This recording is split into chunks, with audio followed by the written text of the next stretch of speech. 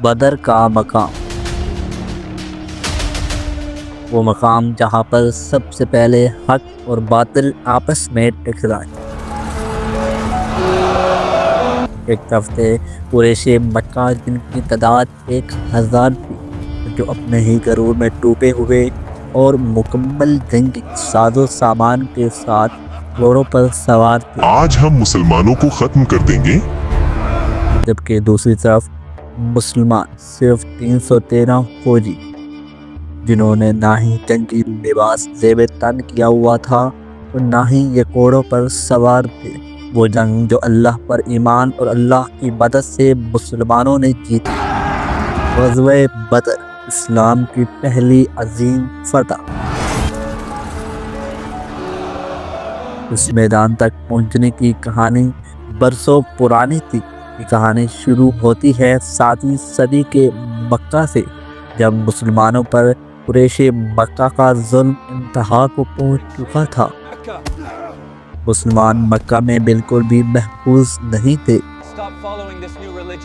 مکہ میں مسلمانوں پر زمین اتنی تنگ کر دی گئی کہ انہیں اللہ پاک کے حکم سے مدینہ کی طرف ہجرت کرنا پڑی۔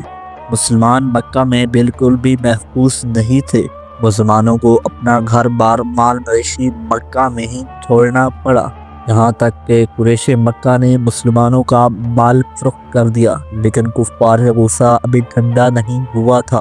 وہ مسلمانوں پر مدینہ میں ہی حملہ کرنے کا سوچ رہے تھے، جبکہ اس کی دوسری طرف مسلمانوں کو مدینہ میں خبر ملی کہ قریش کا سردار ابو سفیان ایک بہت بڑا قافلہ لے کر شام سے واپس آ رہا ہے، جس میں مسلمانوں سے لوٹا ہوا مال بھی موجود ہے۔ یہاں پر رسول اللہ صلی اللہ علیہ وآلہ وسلم نے فیصلہ کیا اس قافلے کو روکا جائے اور اپنا لوٹا ہوا مال واپس لے لیا جائے۔ یہ ارادہ جنگ کا نہ تھا، مگر تقدیر نے فیصلہ کچھ اور ہی کر رکھا تھا۔ جبکہ دوسری طرف ابو سفیان، جو کہ ایک چالاک سردار تھا، اس نے خطرہ بھانپتے ہی اپنا راستہ بدل لیا اور مکہ مدد کے لیے ایک قاصد بھیج دیا۔ یہ قاصد جب مکہ پہنچتا ہے اور خانہ کعبہ کے قریب جا کر گھوڑے سے اتر کر چیخ چیخ کر کہتا ہے، لوگوں میری مدد کرو، لوگوں ہماری مدد کرو، لوگوں ہماری مدد کرو، مسلمان ہم پر حملہ کرنے کے لیے نکل چکے ہیں، مسلمان ہمارا قافلہ لوٹنے کے لیے نکل چکے ہیں۔ یہ خبر سنتے ہی ابو جہل غصے سے بپھر گیا اور فوراً 1000 کا لشکر تیار کرنے کا حکم دے دیا۔ صرف 313، ہم 1000 کا لشکر لے کر جائیں گے۔ ان کے ایک ایک بندے کے لیے ہمارے پاس 3 لوگ ہوں گے۔ ابو جہل فوراً 1000 کا لشکر لے کر مسلمانوں پر حملہ کرنے کے لیے نکل پڑا۔ ابو سفیان تو قافلے کا راستہ تبدیل کر چکا تھا اور یہ خبر ابو جہل تک بھی پہنچ گئی۔ ابو جہل نے مسلمانوں کو مارنے کا موقع ہاتھ سے نہ جانے دیا اور مسلمانوں پر حملے کرنے کے لیے نکل پڑا۔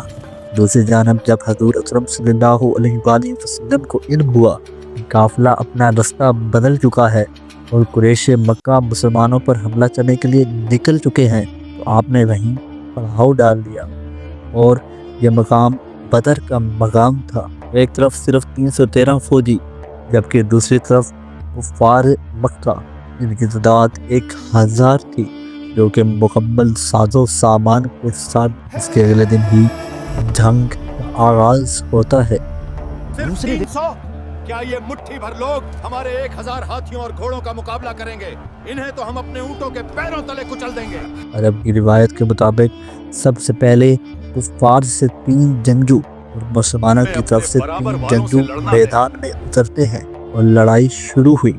کہتے عبیدہ زخمی ہوئے مگر 3 کفار مارے۔ مسلمانوں نے اپنی صفیں بدل لی اور دفاعی حکمت عملی اختیار کی، جبکہ ابو جہل نے حملے کا حکم دے دیا۔ کفار پوری قوت کے ساتھ مسلمانوں پر ٹوٹ پڑے، لیکن مسلمان اپنی جگہ سے بالکل نہ ہلے۔ ایسا ہر مسلمان 3 4 کفار کو مارنے لگا۔ کفار ڈر کر پیچھے ہٹنے لگے۔ ابو جہل یہ دیکھ کر حیران ہوا، کیونکہ وہ سوچ رہا تھا یہ تو چند منٹوں کا کھیل ہے۔ مسلمانوں نے اپنی صفیں دوبارہ بدلی اور فریش لوگوں کو لا کر سامنے کھڑا کر دیا، جبکہ ابو جہل نے دوبارہ حملے کا حکم دے دیا۔ کفار دوبارہ مسلمانوں پر ٹوٹ پڑے، مگر اس بار بھی وہ مسلمانوں کا کچھ بھی نہ بگاڑ پائے۔ اب مسلمانوں نے فائٹنگ حکمت عملی اپنائی اور کفار پر واپس حملہ کر دیا۔ اب کفار ڈر کر بدر کا میدان چھوڑنے لگے۔ ابو جہل مارا گیا۔ وہاں مکہ کے لوگ فتح کا انتظار کر رہے تھے، کیونکہ پچھلے کئی سالوں سے کفار مکہ نے کوئی جنگ نہیں ہاری تھی۔ صرف 65 سال پہلے ہی انہوں نے ابراہہ کی 60,000 کی فوج کو شکست دی تھی، مگر اس بار یہ صرف چند مسلمانوں سے ہی ہار گئی۔ جب مکہ میں جنگ سے بھاگے ہوئے سپاہی پہنچے اور مکہ میں خبر دی کہ وہ جنگ ہار گئے ہیں تو کسی نے بھی یقین نہ کیا، لیکن کچھ ہی دیر بعد انہیں سمجھ آنے لگی کہ واقعتاً وہ یہ جنگ ہار چکے ہیں۔ یہ مسلمانوں کی پہلی جنگ تھی اور یہ فتح مسلمانوں کے لیے اللہ تعالیٰ کی طرف سے ایک تحفہ تھی، کیونکہ یہ جنگ مسلمانوں نے اللہ پر کامل یقین اور اللہ تعالیٰ کی مدد سے جیتی تھی۔ قریش کے تقریباً 70 بڑے سردار مارے گئے، جن میں ابو جہل بھی شامل تھا، اور 70 قیدی بنا لیے گئے، جبکہ مسلمانوں کی طرف سے صرف 14 افراد نے جام شہادت نوش فرمایا۔ جو لشکر مسلمانوں کو ختم کرنے آیا تھا وہ خود مٹ کر واپس لوٹا۔ غزوہ بدر ہمیں سکھاتا ہے کہ فتح تعداد کی بنیاد پر نہیں بلکہ اللہ پر ایمان کی بنیاد پر ملتی ہے۔ جب مقصد بڑا ہو، نیت صاف ہو، اللہ تعالیٰ پر یقین ہو، ایک چھوٹا سا لشکر بھی بڑے لشکر پر بھاری پڑ جاتا ہے۔ اگر آپ کو یہ ویڈیو اچھی لگی ہو، پسند آئی ہو، ویڈیو کو لائک کریں اور چینل کو سبسکرائب کریں، اور کامنٹ میں اپنے رائے کا اظہار ضرور کریں۔ خدا حافظ۔